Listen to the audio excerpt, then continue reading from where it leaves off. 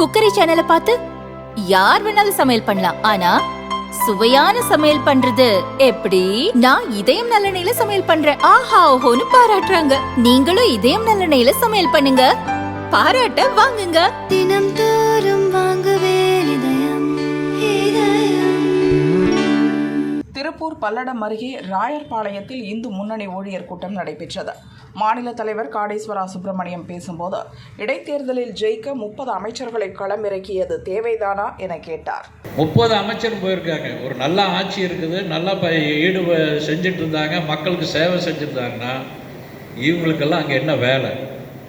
அங்கே இருக்க அந்த தொகுதியினுடைய செயலாளர், அங்கே இருக்கக்கூடியவங்க வேட்பாளர் பார்த்துக்குவாங்க. இந்த ஆட்சி நல்ல ஆட்சின்னா மக்கள் ஓட்டு போட்டிருப்பாங்க.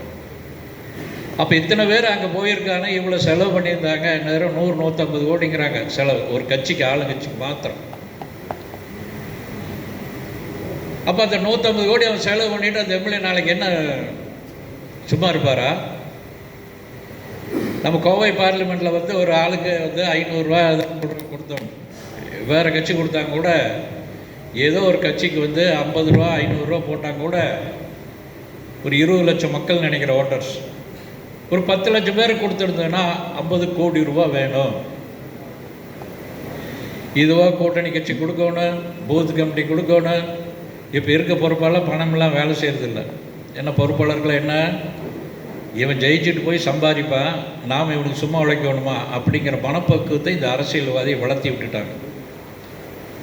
அப்போ இந்த 100 கோடி செலவு பண்ணி போட்டு அவன் என்ன கம்முனா இருப்பான்? சமுதாயத்துக்கு வேலை செய்யணும்னு நினைப்பானா, இல்லை இந்த செலவு பண்ண காசை வருமானம் பண்ணணும்னு நினைப்பானா? இதை நம்ம யோசனை பண்ணணும். இப்படி இன்றைக்கி இருக்க இளைஞர்கள்லாம் யோசனை பண்ணுறாங்க.